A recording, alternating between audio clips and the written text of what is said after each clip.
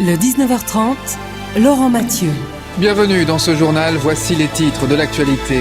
L'avenir énergétique du pays se discute en ce moment et il n'y a toujours pas d'accord sur la question nucléaire. Les discussions sont en cours. On vous donne les clés pour comprendre ce qui se joue. Ce sera en direct avec Rachel Crivet-Laroux. Nous irons évidemment en Ukraine où le bombardement de la ville de Mariupol continue. Des images qui contrastent avec cette grande opération de communication orchestrée par Vladimir Poutine. Ce vendredi, il était entouré de ses partisans dans un stade à Moscou. Chez nous, le prix des tuiles flambe et ce n'est pas étranger au conflit ukrainien, à tel point que certains couvreurs hésitent à accepter de nouveaux chantiers. Coup de projecteur également sur la réforme du droit pénal sexuel. Elle a été votée hier soir et parmi les mesures, la Belgique devient le deuxième pays du monde à décriminaliser la prostitution. Enfin, nous irons visiter cette exposition immersive consacrée à Frida Kahlo. Rendez-vous en fin d'édition.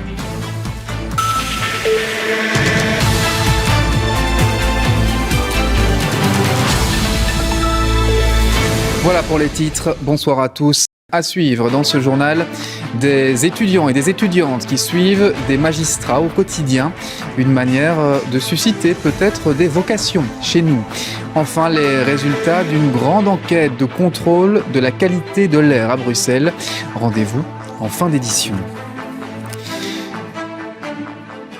Mais tout d'abord, c'est une conséquence collatérale de la guerre en Ukraine et de la flambée des prix du gaz.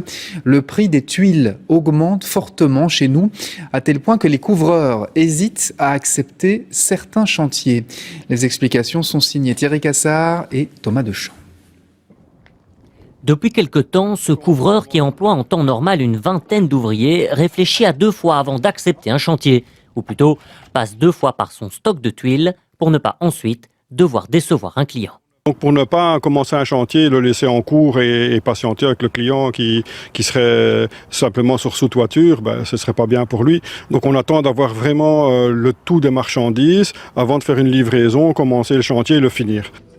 Déjà sous tension depuis la crise du Covid, comme pour d'autres matériaux de construction, le prix des tuiles pour toiture a réaugmenté soudainement de 20% en moyenne, conséquence directe du bras de fer économique avec la Russie. C'est vraiment la guerre d'Ukraine et le coût du gaz qui assomme tout le monde.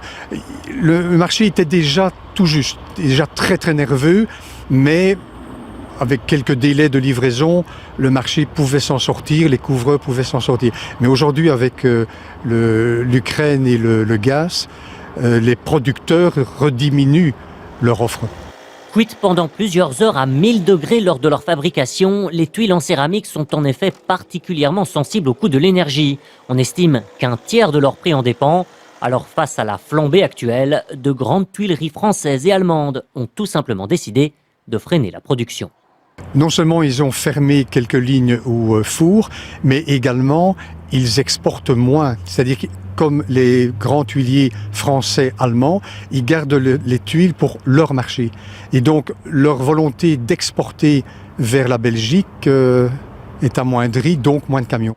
Même si les rares usines belges n'ont, elles, pas encore été contraintes d'en faire autant, cette baisse soudaine de production étrangère suffit à déstabiliser le marché belge et oblige souvent grossistes et entrepreneurs à répercuter ce coût sur le consommateur final. Et voilà qui referme ce journal. Tout de suite, la météo de Caroline Dossogne, suivie de l'émission C'est du Belge. Excellente soirée sur la Une. Et je vous dis à demain à 13h.